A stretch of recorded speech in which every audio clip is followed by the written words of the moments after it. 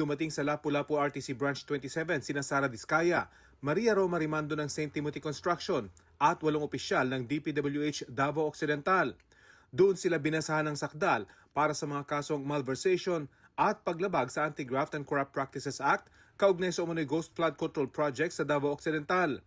Ibinasura ang motion to quash information at ang motion para ibalik ang mga akusado sa kustodiya ng NBI.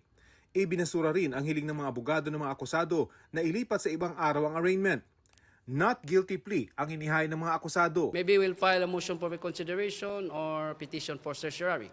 So we will be moving forward without abandoning our remedies. We argued in our comment that the suspension issued by the court will be superfluous considering that my clients have already been preventively suspended by DPWH.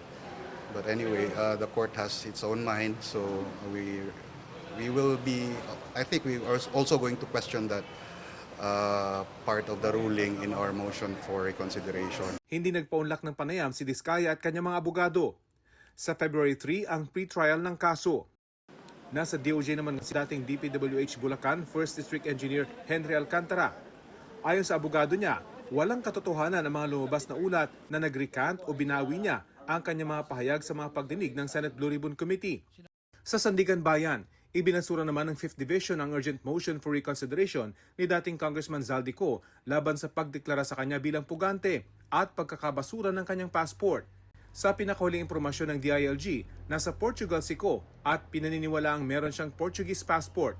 Ayon kay Interior Secretary John Vic Rimulya, nag-utos na si Pangulong Bongbong Marcos na pag-aralan ng mga paraan para maibalik si Ko sa bansa sa lalong madaling panahon. There is the Interpol, there is the United Nations, there are other agencies which we can pass through. So pinapag-aralan niya sa amin kung paano gagawin.